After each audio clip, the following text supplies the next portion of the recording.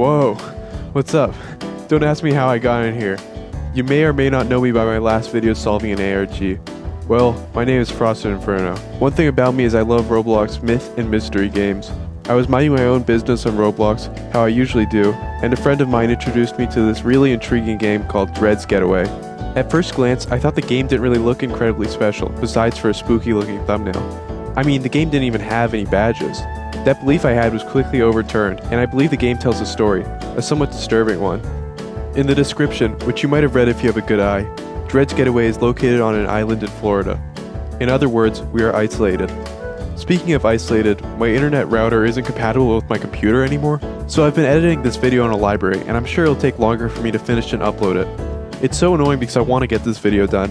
I'm also recording the audio for this video in my elementary school parking lot, leeching off their Wi-Fi.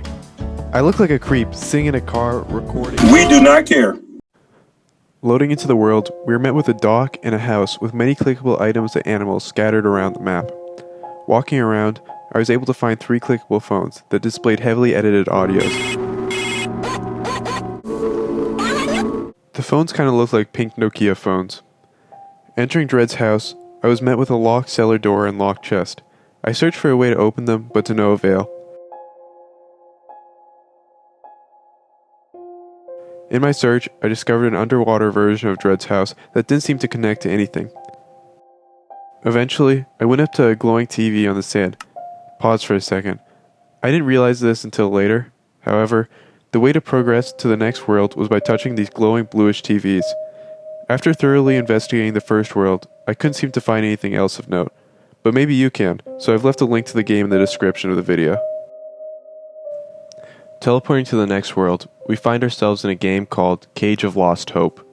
The setting is a cage. This guy stinks! Walking up to the table, there's a radio as well as a couple of notes. The first note reads, "A group of individuals shouted something." Next to the first note lays a picture of a person with a caption, "It wasn't me." I was stuck in this area for a long time, as you can see. I couldn't figure out how to leave the cage. Eventually I ran across another note, scattered in a pile of trash. It read, "Auxilium is what they shouted."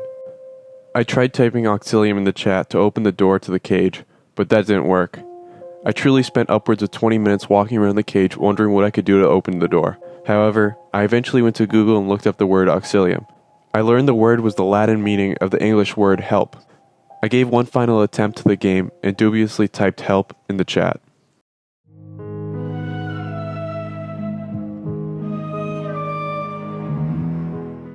To my great surprise, I was able to phase through the door after typing help in the chat. I cut out the footage, but I pranced around the door a few times to make sure it wasn't a fluke. Going into the next area, we were met with a two-way path, the right side of which culminates in an area with more photographs and a COVID-19 poster in Korean. If you recall, earlier in the specific world, there was another side in Korean, which tells us this is most likely in one of the Koreas. The photos are something to note, since the sporadic writing of the same thing on many photos of the same person suggests denial or coping. Walking back to the left side path, I accidentally picked up a keycard on a pile of mattresses. I was obviously surprised, but I quickly learned that was meant to be there. Continuing down the path, I ran into a note stating, "Sorry Chuck, I won't be working today. I think I left the card on one of them mattresses. I'll be in my office if you need me." At the moment, the note is very mysterious. Where is the writer's office? And who is Chuck? Some of the questions we don't have answers to yet. Anywho, the next TV is at the end of the path. Teleporting to the next world, we are taken to a place called the Community.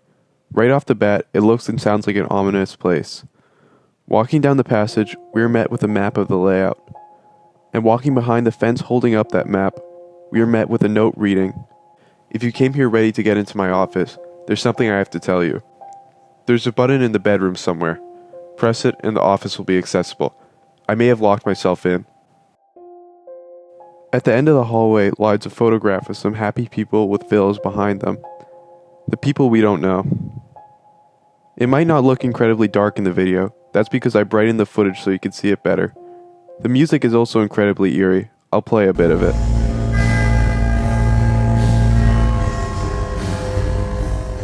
If you know flags well, then you might know the flag displayed was the North Korean flag.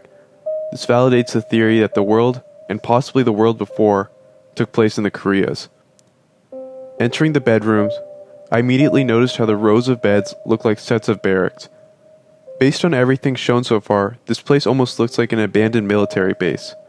This was confirmed when I checked the description of the game that read, "You're now in a strange military community building of some sort. How will you obtain access to the office?"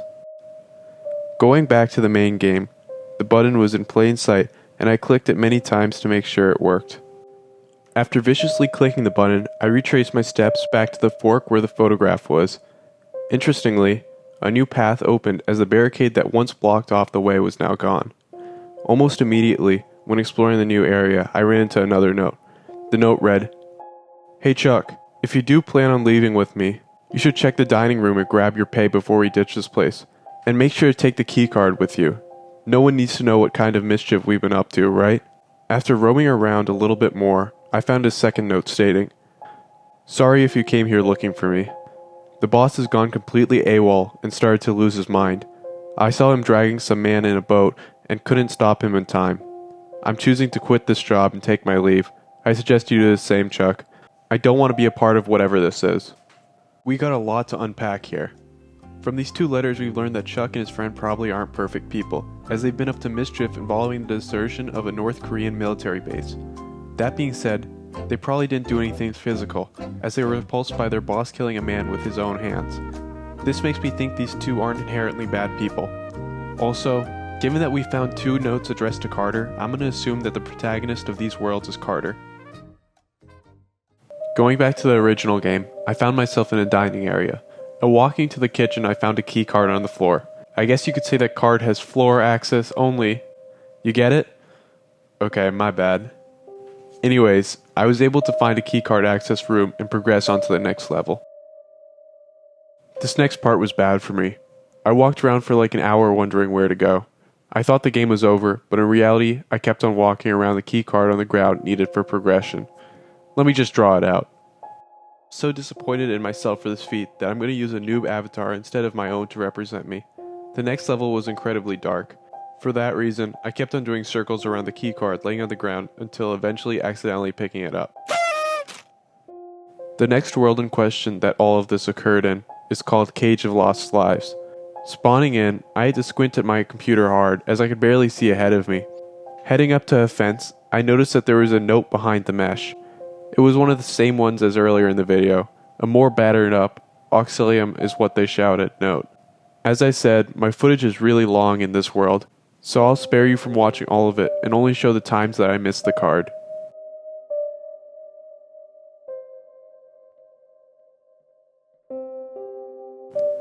Did you catch it? The keycard was the blue rectangle on the ground that I walked by. Hard to see, huh? I'm not entirely sure what to make of the dead guy on the ground, just someone who tragically died in this world.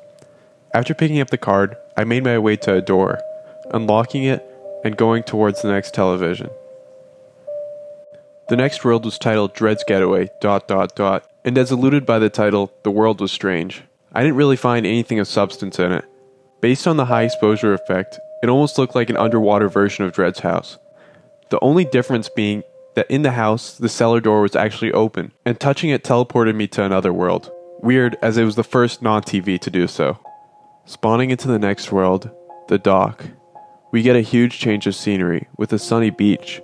Something about this world is just so familiar. The dock is the same place that was displayed on the photograph in the third world. Given we established Carter was the protagonist of that world, who the world is targeted to, it is plausible that we are playing as Carter in this world, as I have been given a unique preset avatar. If that is the case, this is most likely Carter's home with his friends. It also means that Carter was an American in North Korea. Strange. Going back to the game, I easily found the next teleporter by walking towards a boat on a dock. This teleported me to a strange abandoned looking world, with a title roughly meaning comfort. I immediately found an elevator and pressed the button to travel to floor 2.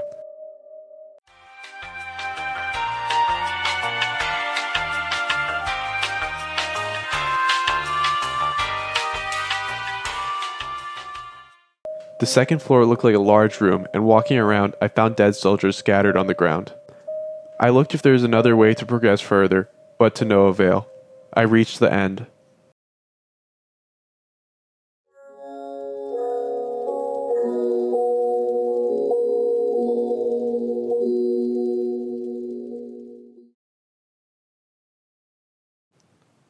event that puts the story in context is the Korean War.